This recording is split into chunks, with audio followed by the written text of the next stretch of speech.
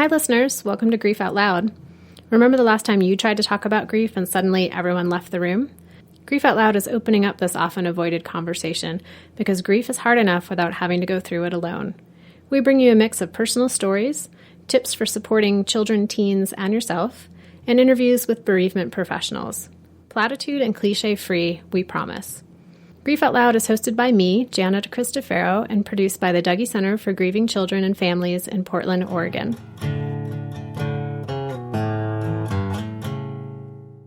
When I was growing up, anytime an adult dropped their voice into a whisper, I knew they were about to talk about one of two things, illness or death.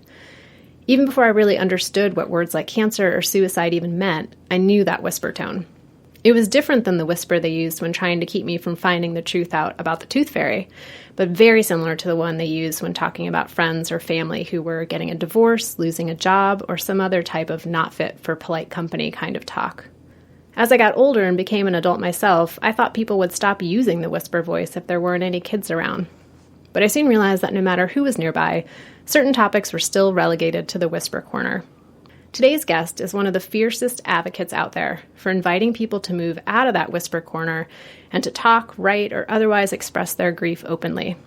Welcome to the show, Megan. Thank you for having me. This is episode number 3 for you joining us. Yeah.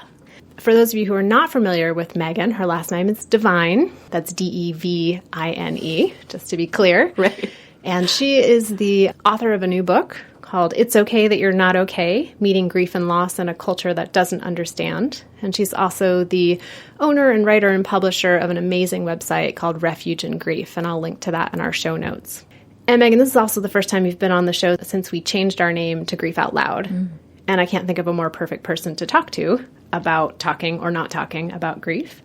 In addition to your book coming out, you were also recently written up about, in a good way, in the New York Times reviewing your book. And you're just getting a lot of public attention lately. Yeah, it's really exciting. It's fantastic. I'm so happy about that. And your work is reaching so many more people. What's it been like to have your personal story and this work, which you're really passionate about, be so public and be out there in this way? Yeah, it's kind of weird. It's an interesting challenge for a couple of different reasons. One, the book is getting a lot of press, which is amazing, and I am so happy to see it doing well out in the world because that means that it's getting into the hands of more people who need it. And it's really starting to change the way we talk about grief. It's always so funny to me when I do an interview with somebody and they're talking about the book, but they clearly haven't read about why I do this work, because they'll ask, so how'd you get into this work? Completely naively. And it takes me a second because I'm like, read that part, because it's kind of a big story for me to tell, just bluntly. And when I say, well, I was a therapist for a long time and I was moving out of that work and then my partner drowned and I quit, there's this really heavy silence while the interviewer sort of reels from that. It's a strange situation for me to be in because I feel like in a lot of ways I expect that people already know, so I don't have to go there. But I keep coming back to like, oh, I have to go there again and again and again. And it's weird the way that I've found to tell that story in a way that's sort of encapsulated. It's well-boundaried and protected. That I can say this story in a way without even really being connected to the reality of the story. Almost like a disembodied experience of telling it. It's the repetition and soundbite of it. So that's sort of the professional aspect of it. But the personal aspect of it, it's like I'm never far away from the reality of the situation. And the letters that I get from people and the book reviews and the comments that I get through the publishing house about how this book is affecting people, there's an emotional weight there that makes my own story come back to me in different ways over and over. One of the phrases that I've been throwing around for myself lately is trauma has a half-life. That there are ways that Matt's death and my experience after his death, there are ways that continue to affect me and continue to unfold in ways that I can't predict.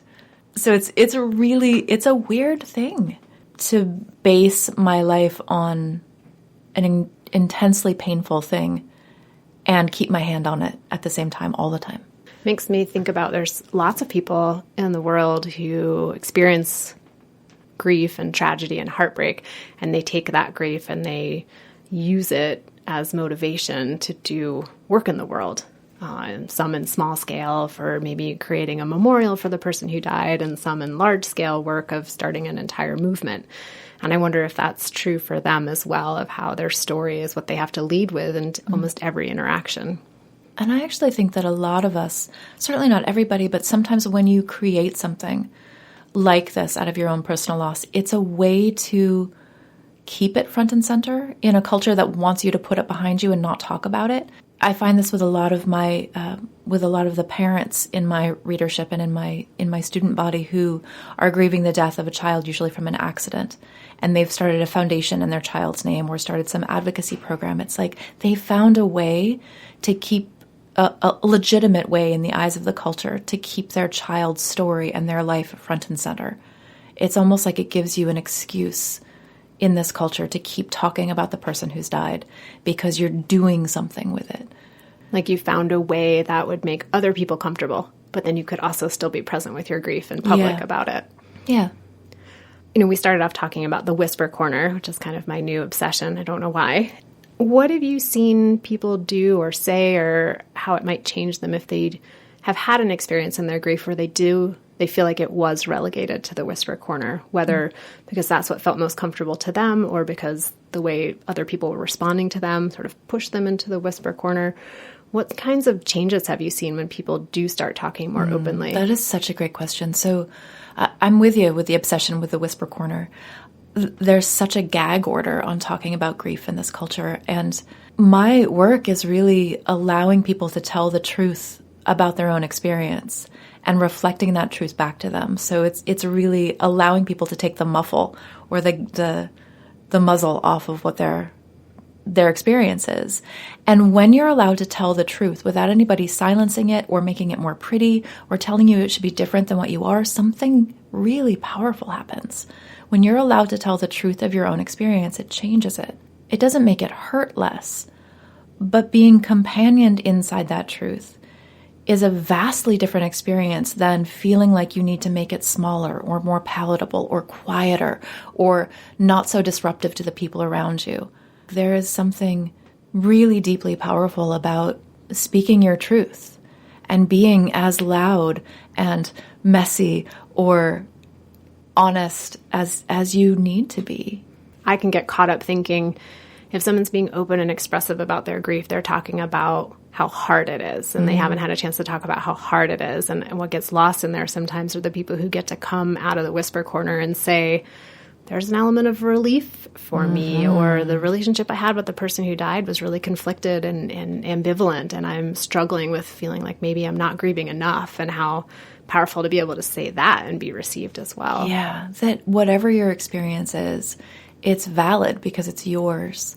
And I think that's a really good point that you bring up, that there's so much weirdness in this culture around grief, and there's that shame too, right? That if your mom dies, this culture expects you to be sad, but not too sad. Not loud about your sad, but they definitely expect you to be heartbroken. They don't expect you to have relief. They don't expect you to feel ambivalence or conflict around that because maybe you had a crap relationship with a parent.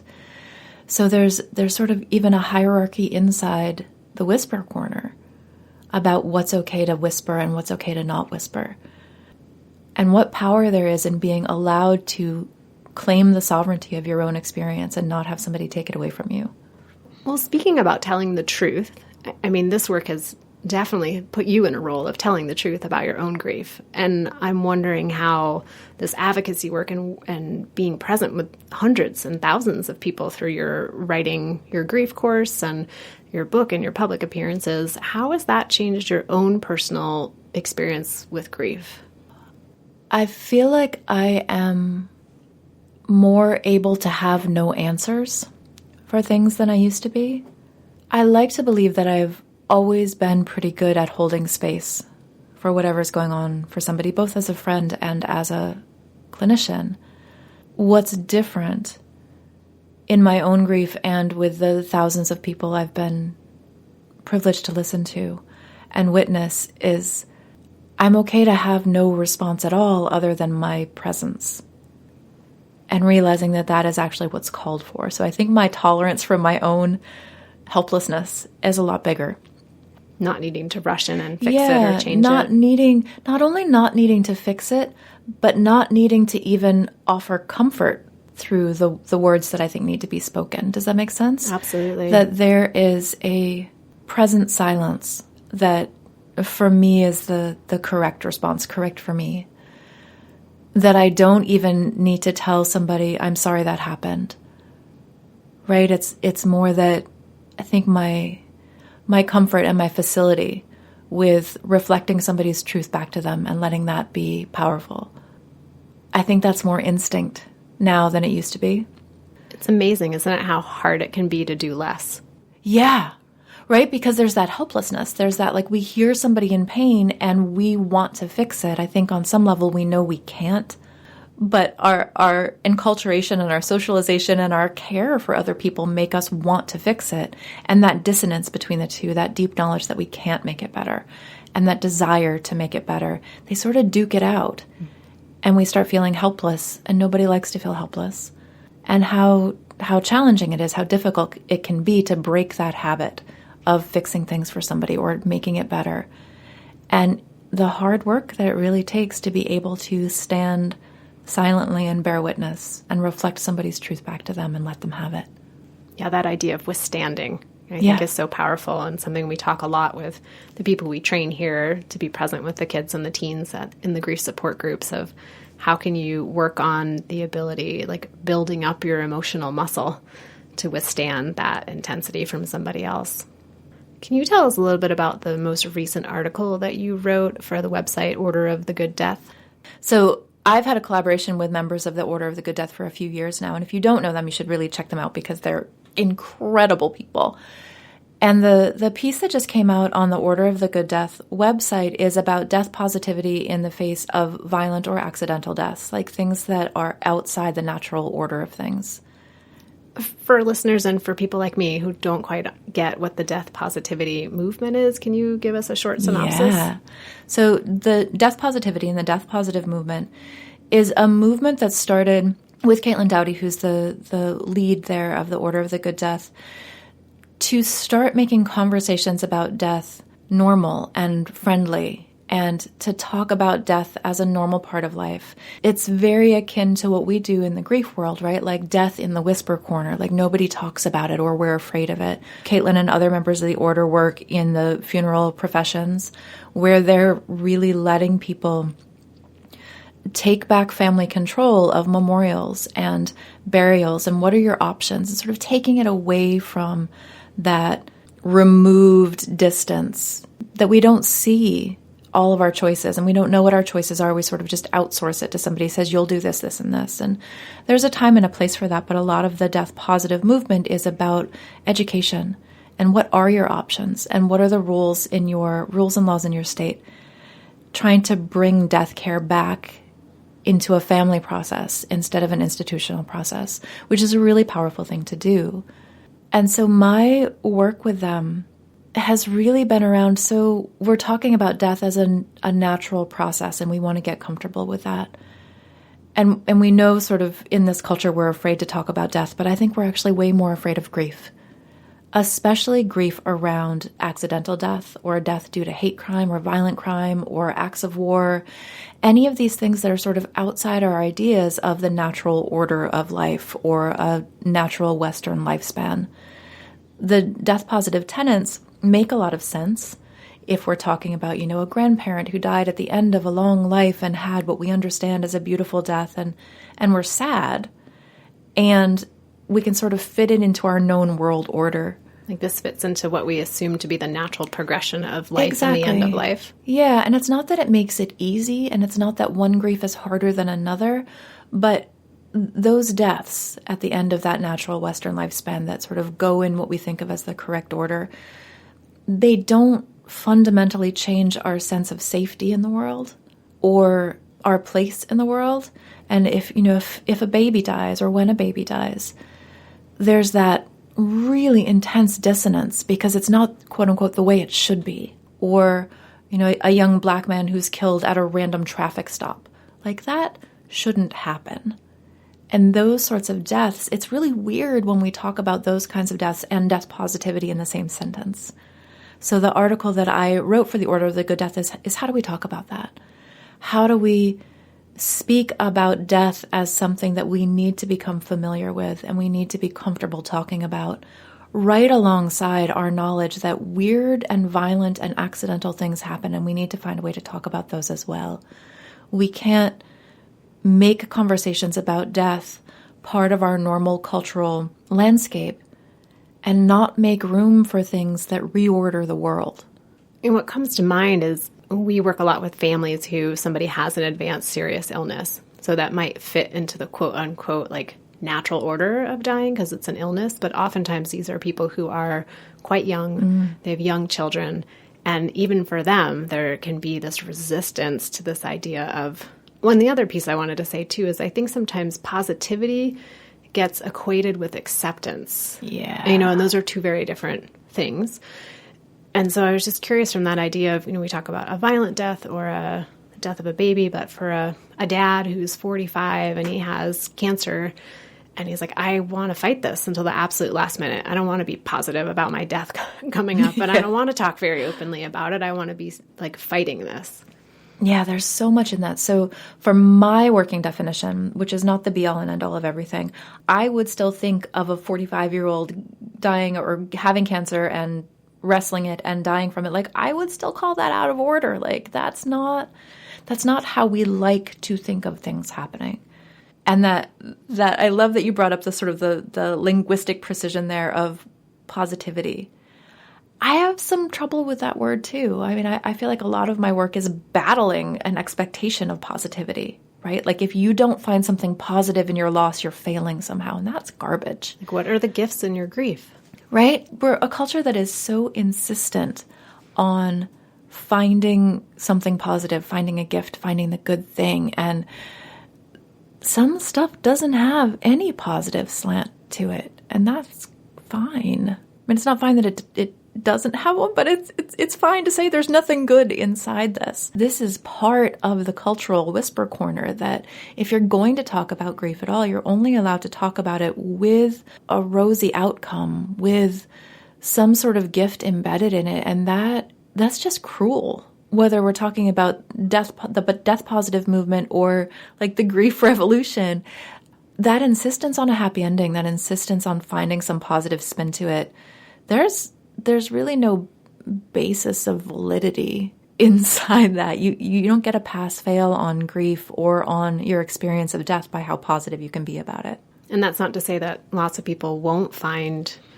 amazing opportunities for change and growth and transformation, but to have the permission to not as well. Yes, exactly. And that's some of the backlash that I get occasionally. I mean, overwhelmingly, I'm pretty amazed. Overwhelmingly, the support and the feedback and the connection that I get is, thank goodness you're talking about this. I'm so relieved.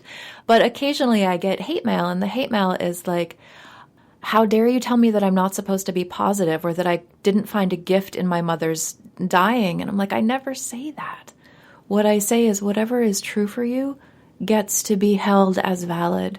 And nobody gets to tell you what is right or wrong in your grief, in your own dying process, in your own illness. Like, if you are living with cancer and you choose the battle language, that's great. If I'm living with an illness and I say that battle language doesn't feel good to me, I would rather, use this language, I don't want somebody correcting me. Everybody gets the choice to live their life experience the way they live their life experience without somebody blaming, shaming, or judging them or silencing them for it. You mentioned a few action steps for people in that article for the Order of the Good Death of how people can be, I don't know what word you would use, advocates if someone is dealing with a death that is considered out of order or violent or somehow maybe not fitting very well into the death positivity way of looking at things. Can you give us a small window into one or two of those action steps? Sure. So I think the overarching action, and this is for what we might consider an out-of-order death or any kind of death or the grief that comes out of it, any kind of grief deserves to be responded to with love and kindness and acceptance of the speaker's truth. So that's for everything. And I think if you remember that piece alone, you're going to do fine, no matter what the grief is or the death that caused it. So there's there's the core thing. But in terms of violent or out of order or accidental or just strange deaths, I think one of the big things is the phrase that I used in that article is be like crows on the battlefield, turning towards what makes other people run away. I think especially when the death has been the result of violence of some kind, the surviving people very often don't tell the story of what happened because people freak out. They go into that silent corner even more deeply because nobody wants to hear the gruesome imagery. And that's okay. If you know that you can't withstand that, that is okay. And if you can be that friend who can hear those details and receive them and share them with the grieving person, that is an amazing gift that you can give, to be able to receive that information. Along the same lines, there can be a lot of chaos after a death of any kind, but especially, again, violent, accidental, sudden, those sorts of things. There can be sort of a kerfuffle around what did they want for a memorial? What should we do with their body? Especially if there was no advance directive or wills in place that made the person's wishes clear. If you are versed in this stuff, right, the death positive community, one of the things they talk about a lot is knowing what your rights are in your state, in your province, about what needs to be done with a person's body and when, and what is in your control and what is out of your control. Knowing those things for your grieving friend or family member is a huge service that you can give. If you know how to speak that language, you can be making those research phone calls for your people so that you can come back to them and say, here are your options. Which one would you like me to explore more? That's a great addition to our regular list of like, do the dishes, do the laundry, walk the dog, offer to look after the kids, but to be really educated about topics that people are probably way too overwhelmed to start Googling on their own. Absolutely. And if you're not already educated, offer to become educated for them, right? Not everybody is going around researching, right? What are the cremation laws in my state? Not everybody does that for kicks. Some people do. But, when Matt died, I had a pretty good idea of what was available in our area just because I am the kind of person who researches this stuff just for fun. But Matt died without a will in place.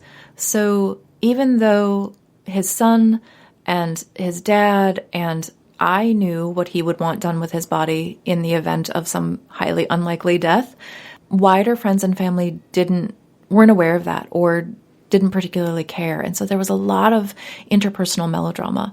And a dear friend of mine volunteered to make phone calls to find out what my rights were as an unmarried partner, what had to be done legally in our county, those sorts of things. So you don't have to have known this stuff already. You can offer to find out this information for your grieving friend or family member so that they don't have to go to Google. Yeah, and when you're with someone who's going through something so heartbreaking, having a tangible task to do that might have maybe puts you into the front part of your cognitive sphere can feel really good to have that option. Yeah, tangible action in the face of chaos that actually makes things better for people is a great route to take. You said something a little bit ago about the grief revolution, and I'm curious if you want to say a little bit more about that. Yeah. I think of the grief revolution as a sister movement to the death positive movement, because I can't call it a grief positive movement. I can't. But a grief revolution is something we really, really need in this culture, right? We don't do grief well. And by that, we don't mean the grievers. We mean no, maybe the support. I don't. I mean, society. I mean as a culture. I mean as a society. I mean as people who want to be supportive to others. And I don't mean that when you're a friend or when you're trying to support a friend or a family member, I don't mean to sort of point a finger and say, you're doing this terribly. Well, probably you're not doing it awesome, but it's not really your fault. When all of our media, when our clinical models, when our entertainment models, when pop psychology all tells us that your job as a supportive person is to talk someone out of their grief and make them feel better faster, we can't really blame you for trying to make people feel better faster. You're really behind the eight ball if you're trying with all of your heart and with the best of intentions to support somebody, and most of the world, most of the literature around grief is giving you faulty information. The only way to start changing that is to kick over the tables, right? To overhaul things, to change things, to force conversations about the reality of grief and what we really need from each other. That is a revolution. So I'm thrilled about that, the piece about understanding grief being in the wellness section of the New York Times for a lot of reasons. I think the biggest one is people want to talk about this stuff, but nobody wants to talk about it the way that we've been talking about it. Like we need a new framework. And we need a new language. Framework, right? Because if I go to tell you about the grief that I'm carrying and you stick a platitude on me, or you tell me it wasn't as bad as I think, or you insist that I find the gifts, I'm going to stop talking about it. That doesn't mean I don't want to. It means the only way that's available for me to talk about it makes me actually feel worse. People want to talk about the reality of their experience. They want to talk about the people who have died. They want to talk about their own reality of trying to live alongside that gigantic crater in their lives. And if we don't have ways to companion that, to hold that space, to respect somebody's pain, it's not going to make their grief go away. It's going to make them stop speaking it. It's going to stuff them further into that whisper corner, grief closet, whatever image we want to use here. And so people are desperate to talk about grief in real ways. And it takes people talking about it to get people to talk about it. When I was first widowed, so we're at the time of our recording right now, Jenna, we're at 8.5-ish years, which is mind-boggling. The way that the culture has already changed just in 8 short years is amazing. The alumni student body from my Writing Your Grief courses, a lot of them have been with me for 4 and 5 years, and to see how bold and empowered they've become from that initial experience of being allowed and encouraged to tell the truth of their own experience, no matter what that truth is, the advocates they've become in the world, the conversations with other friends or family members or therapists that they have brought to the table because of the power that they have felt, the healing that they've felt in being heard in their own truth. Like they are fanning out across the globe to open these conversations. And what they're finding, just as I've found, is that people are really hungry for this discussion. Yeah, it's really gaining so much traction. It really is. And I'm so happy about it. Well, I'm just grateful for your work and how much you've been a part of that, gaining that traction and getting that recognition and that awareness. Every time you come and do an episode with us, you go out and do something amazing. So any ideas about what comes next for you? We're talking about some pretty cool events. There's an event happening in the San Francisco Bay Area in April called Reimagine. And that I won't be able to sum it up very well because I'm new to them, but it's really exciting. We're doing this whole citywide event on death, dying, and grief conversations and bringing them out into the world. So that's something to look up. I have some really exciting news around that, really cool things we're doing about telling the truth and telling our stories out in the wider sphere. And it's called Reimagine? It's called Reimagine, so and then imagine. And there's a sister event on the East Coast. I'm not entirely sure when that is. I think it's in the fall. I will also be at Omega on the East Coast teaching a workshop this fall on how do we show up for each other and how do we navigate pain in our own lives and in our individual friendships and relationships and in the wider world. Because I think, this grief revolution doesn't just belong in our personal lives, but it belongs in the wider culture as well. How do we talk about all of the ways that our hearts get broken? How do we talk about injustice and pain and exclusion in ways that affirm and support somebody's truth even when we don't understand it? I spend a lot of time talking about grief specifically related to death. But for me, I feel like that's just the tip of the iceberg with how hard it is for us to hear things that unsettle us or that upset us or that we don't understand. And we've really got to start having those conversations. So that's sort of one of the places that I'm growing into, and I'm super excited about it, just to bring this conversation about how to love each other better out into the wider world.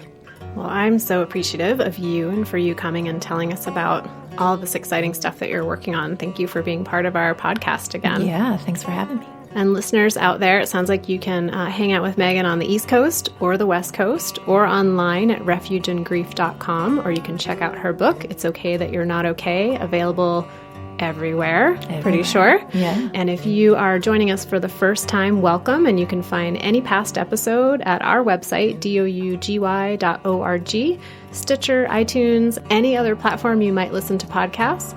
We appreciate you listening and hope you'll join us again next time.